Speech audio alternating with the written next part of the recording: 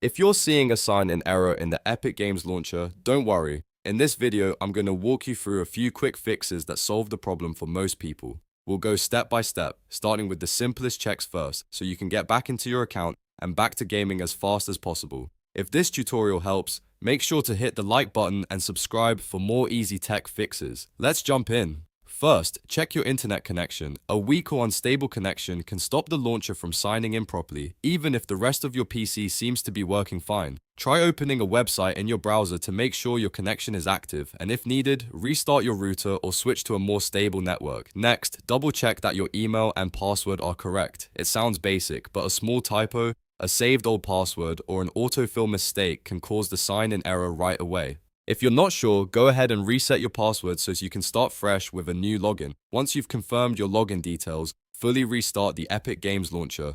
Close it completely, including any background processes if needed, then open it again and try signing in one more time. Sometimes the launcher just needs a clean restart to clear a temporary login issue. If that still doesn't work, the next thing to do is clear the web cache. This is one of the most effective fixes for Epic Games launcher sign-in problems because the launcher uses cached web data to load the login screen. To do this, open File Explorer and paste this path into the address bar. %local app data, then Epic Games launcher, then saved, then web cache. Once you're in that folder, delete the web cache contents, then reopen the launcher and try again.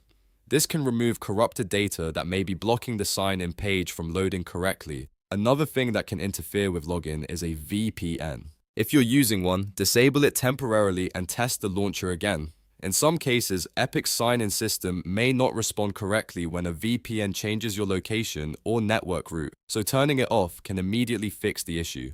After you've gone through these steps, try signing in again. In many cases, one of these simple fixes will solve the problem without needing anything more advanced. And just to recap, the main things to check are your internet connection, your email and password, restarting the launcher, clearing the web cache, and disabling your VPN.